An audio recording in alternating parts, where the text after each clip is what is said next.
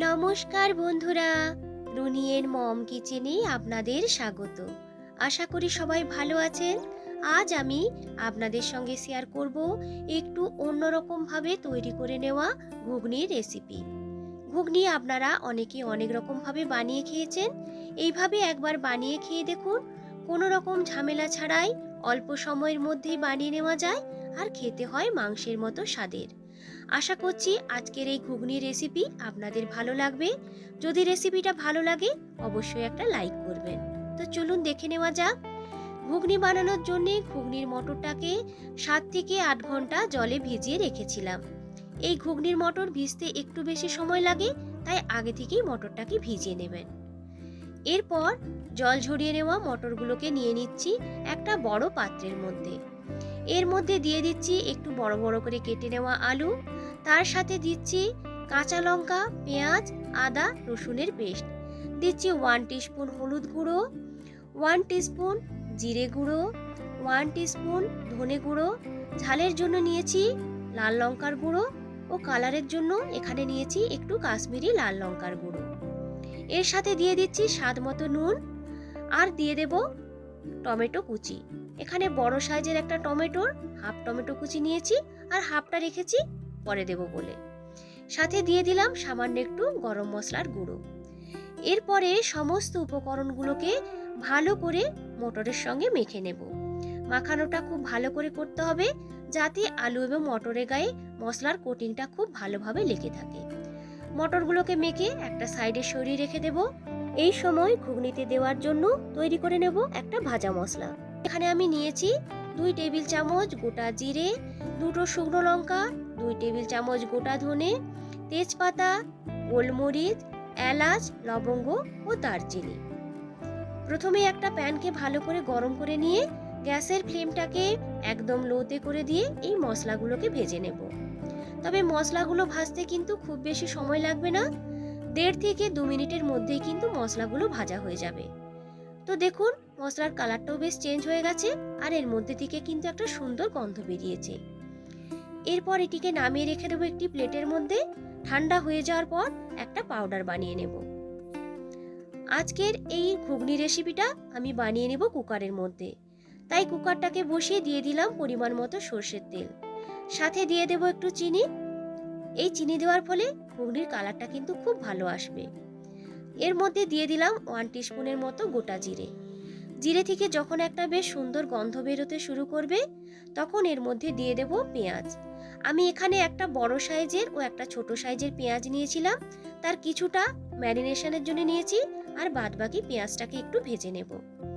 গ্যাসের ফ্লেমটাকে medium to লোয়ে রেখে পেঁয়াজগুলোকে একটু লালচে ও নরম করে ভেজে নেব। এর সাথে দিয়ে দিলাম 2টো এলাচ ও 1 টুকরো দারুচিনি। আরও প্রায় 2 মিনিটের মতো পেঁয়াজটাকে ভেজে নিয়েছি। তো দেখুন পেঁয়াজটা কিন্তু খুব সুন্দরভাবে নরম হয়ে এসেছে আর এর কালারটাও কিন্তু চেঞ্জ হয়ে গেছে। এরপর এর মধ্যে দিয়ে দিচ্ছি কেটে রাখা বাদ বাকি টমেটোটাকে। টমেটোগুলোকেও দেওয়ার পরে ভালো করে একটু কষে নিতে হবে যতক্ষণ না পর্যন্ত টমেটোটা বেশ একটু নরম হয়ে আসে আর একটু গলে না আসে। তো দেখুন পেঁয়াজ এবং টমেটোটাকে খুব ভালো করে আমার কষানো হয়ে গেছে। এরপরে এর মধ্যে দিয়ে দেব মশলা মাখিয়ে রাখা মটরগুলোকে দেওয়ার পর আমাদেরকে ভালো করে কষিয়ে নিতে হবে। যেহেতু আদা রসুন পেঁয়াজ সমস্ত কিছুই কাঁচা, তাই যতক্ষণ না পর্যন্ত কাঁচা গন্ধটা চলে যাচ্ছে ততক্ষণ পর্যন্ত কিন্তু মশলাটিকে কষিয়ে নিতে হবে, না হলে ঘুগনিটা খেতে একদমই ভালো লাগবে না। তো দেখুন মশলাটাকে খুব ভালো করে আমি কষে নিয়েছি। মশলাটা বেশ কিন্তু শুকনো শুকনো হয়ে এসেছে। এরপর এর মধ্যে দিয়ে দেব পরিমাণ মতো জল। যে পাত্রের মধ্যে এই মটরগুলোকে ম্যারিনেট করে রেখেছিলাম সেই পাত্রটাকে ভালো করে ধুয়ে নিয়ে জলটাকে দিয়ে দেব ওই ঘুগনিটার মধ্যে। জলটাকে দেওয়ার পরে ভালো করে মিশিয়ে নেব।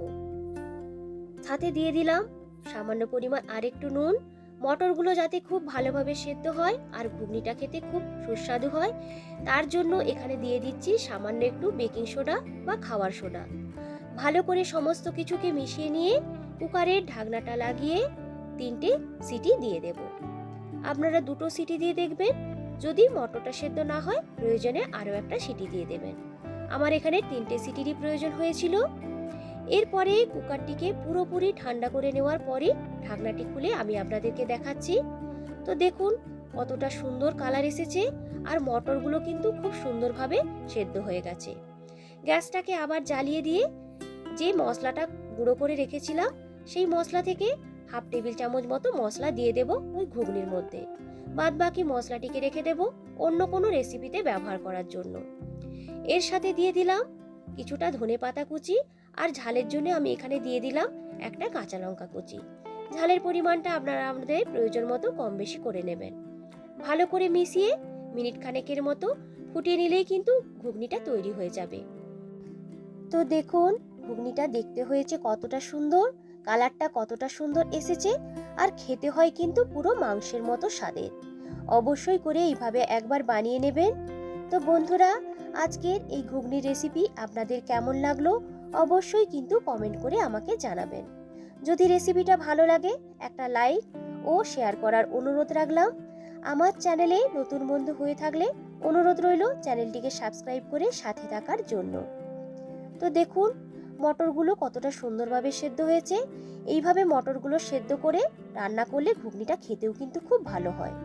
হাতে সময় কম থাকলে সকালে ব্রেকফাস্ট বা রাতে ডিনারের জন্য এইভাবে বানিয়ে নিতে পারেন। রুটি, লুচি, পরোটা, পাউরুটি বা মুড়ির সাথে খেতে লাগে অসাধারণ। পুরনো বন্ধুদেরকে ধন্যবাদ জানিয়ে আবারও হাজির হব নতুন কোনো রেসিপি নিয়ে। আজকের মতো টাটা।